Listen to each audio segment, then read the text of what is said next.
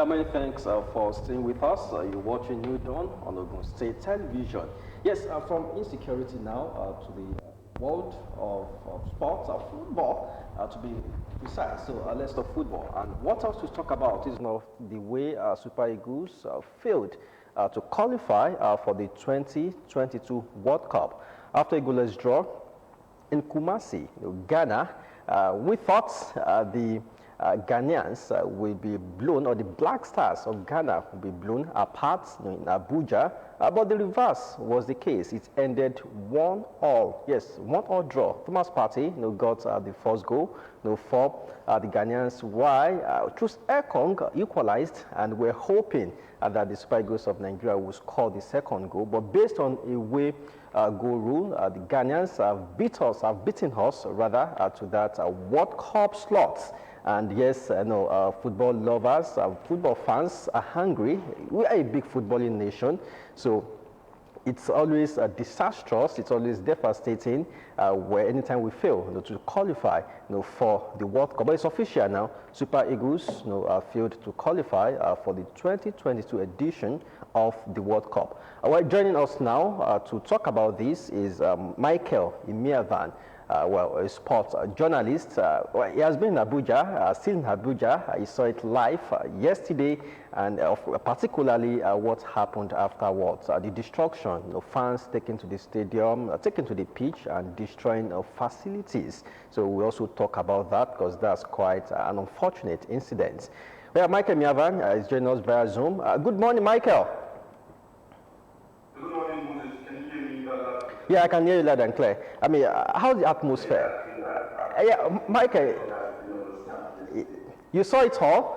You saw it all yesterday, before, during, and after the match. But let's start with the reaction of the fans. I mean, did you see that coming? We wanted the stadium to be filled to capacity. That we saw about 60,000 fans trudged the stadium yesterday. Well, they didn't expect that kind of performance. But, well, in your own opinion, from your own perspective, Mike, perhaps you saw something we didn't see on TV. What went wrong? Yeah, once again. Well, we never expected the 60,000 fans now to return yesterday. They were full of one thing Nigerians or Nigerian football should also look at was the fact that the Ghanaians had so much support at home and decided to they had over 50,000 to 40,000 capacity stadium and the Babaya Stadium in Kumasi. Now we wanted to replicate that. We had 60,000 fans inside that stadium yesterday. Moses, not just 60,000, there were fans outside the stadium. The stadium was overfilled. But that's a look. I'm pretty aware that we might go on to incur some couple of fever sanctions. And that's not even talk about the issue of insecurity that happened at the day and the destruction of the facilities at the stadium. That aside, we had over 60,000 fans at the stadium yesterday. Now, the Eagles players cannot complain of support. They had the support. They had more than 60,000 fans inside that stadium yesterday. Moses, as at 4 p.m. yesterday, the game was scheduled for 6 p.m. As at 4 p.m., we had fans trooping in. As at 4 p.m., I started guessing that you need to close the gates of the stadium because the fans were up for the game. As at 4 p.m., you could see their energy, you could see that they were willing to spur on the Super Eagles. Then the game started.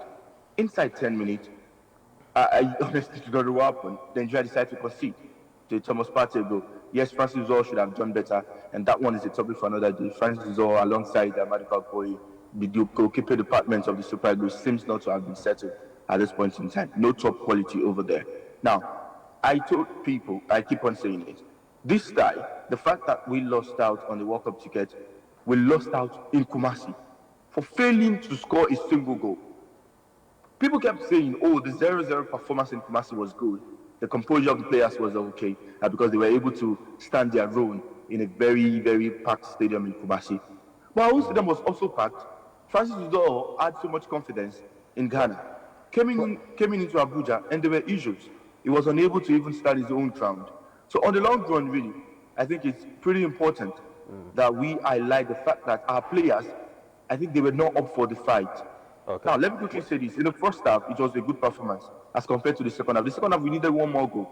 But then the fight, the need to be at the World Cup, the rivalry between Nigeria and Ghana, I think the players never understood the assignment.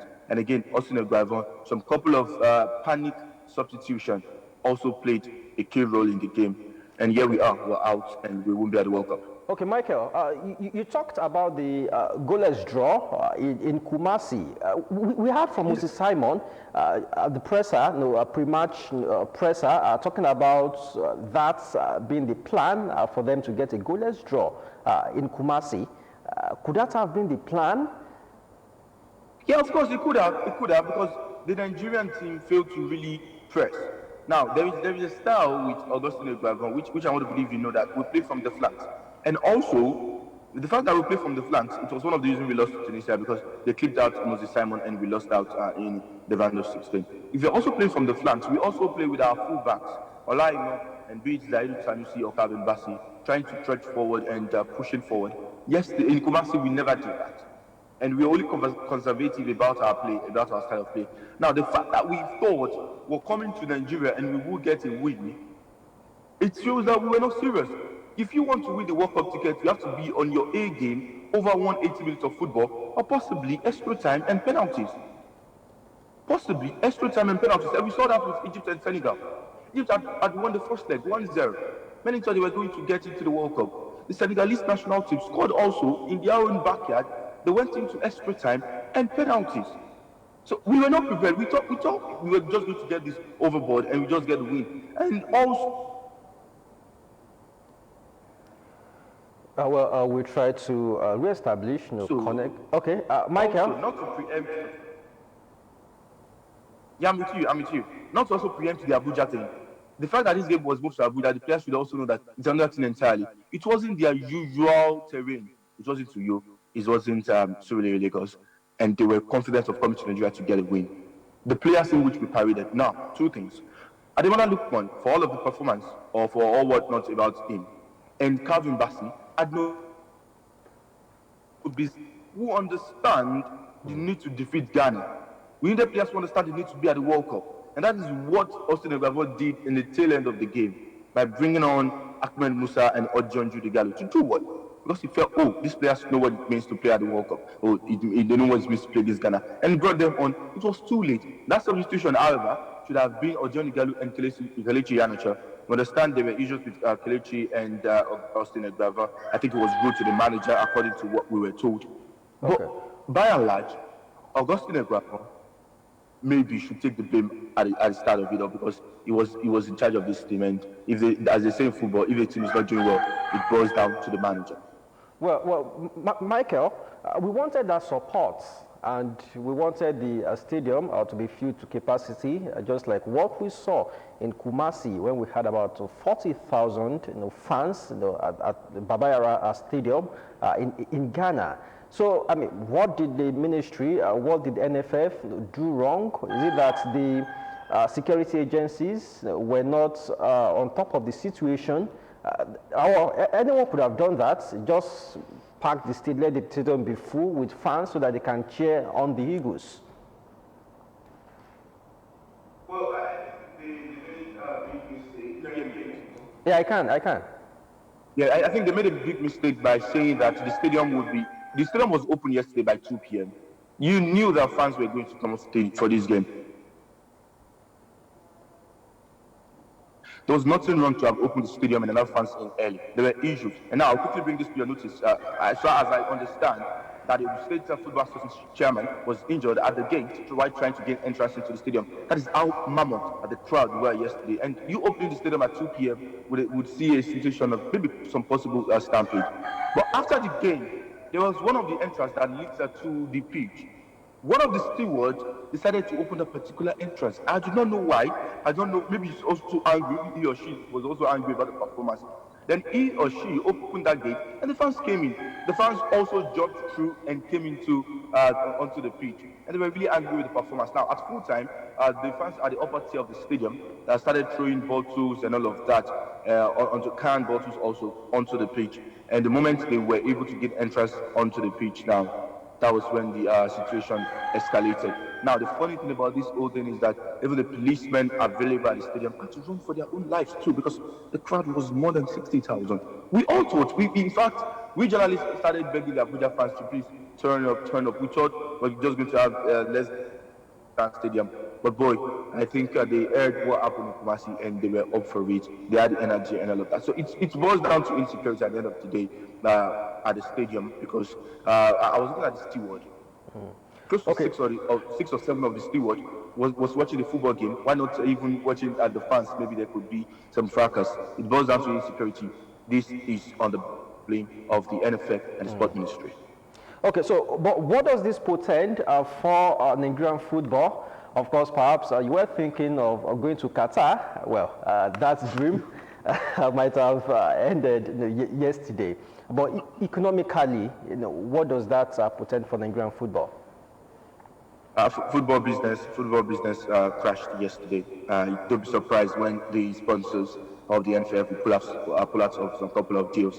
Yesterday at the stadium, so we won't mention name now, we're activating their stuff at the stadium. That is what it means. So some of them might decide to pull out at the end of the day because there's nothing to gain. Even for we sport journalists, that is where the problem is. If you want to send proposal to brands to get you onto the World Cup, they will tell you that there is no selling points for them because the Super Eagles, that is the biggest football brand in the country, will not be at the World Cup in Qatar.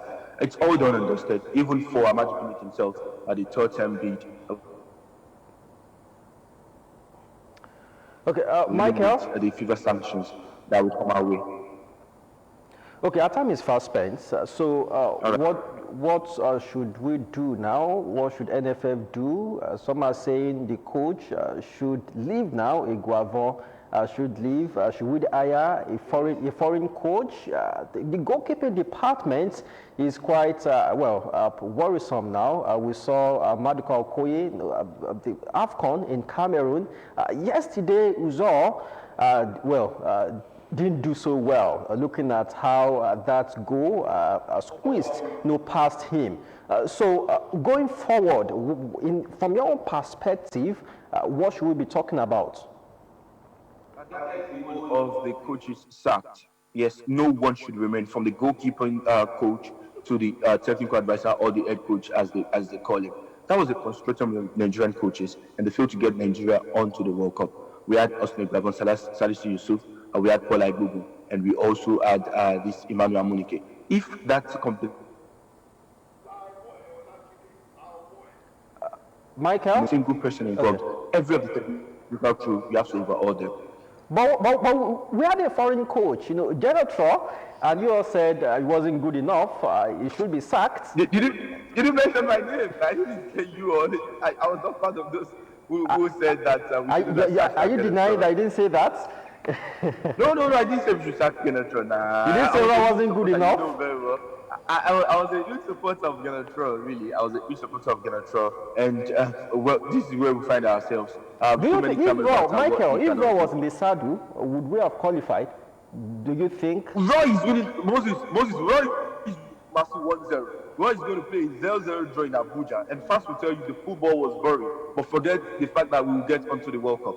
Raw will have qualified in the draft for the World Cup in the first leg. I am 100% sure of that. He had that tenacity he had a knack to get a qualification done. We qualified for the World Cup 2018 in a group that had Cameroon, Algeria, and Zambia. Those were former African champions. Now we're facing the other who had a very, very poor African tournament. We thought, even after our African tournament, we're not also good. Because people thought, the football was good. It's not about the football. It's about getting the result. People say, the beautiful football was there. Now, over 180 minutes of football, we only scored a goal from the penalty spot, aided by the intervention of the VAR. Is that how good football works? The good football ended in the last game against Sudan, not even against Tunisia. So, good football or not, that we saw the AFCON, all we needed was to qualify for the World Cup. So, get all of the technical crew out. Our local coaches are not good enough. Just get a foreign expatriate there. Then maybe you can see what will happen. But for now, Augustine Iguavon should just bury his head. Hell of the coaches, because they had no idea. Panic substitution yesterday, and also, tactically, we were poor. So, if you cannot get results against Ghana, then why should you be there? And you understand what it means to face Ghana because you are a local coach. So as we round off this segment, you want a foreign coach, right? Interestingly, Absolutely, absolutely, the coach, Moses. Absolutely.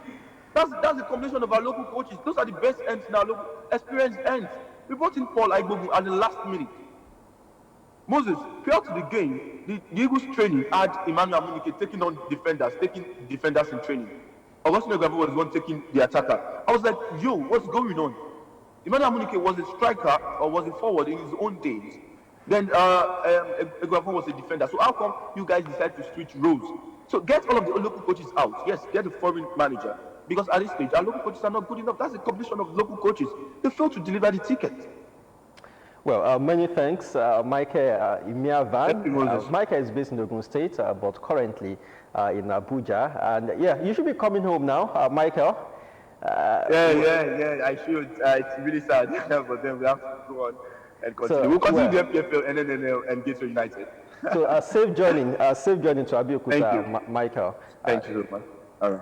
Well, that's the way the cookie crumbles. The reality is Super Eagles of Nigeria failed to qualify for the 2022 World Cup, and we talked about what that portends for Nigerian football. Yes, we'll round up that segment now, but we're not done. We still have another discussion session on the program, so stay with us.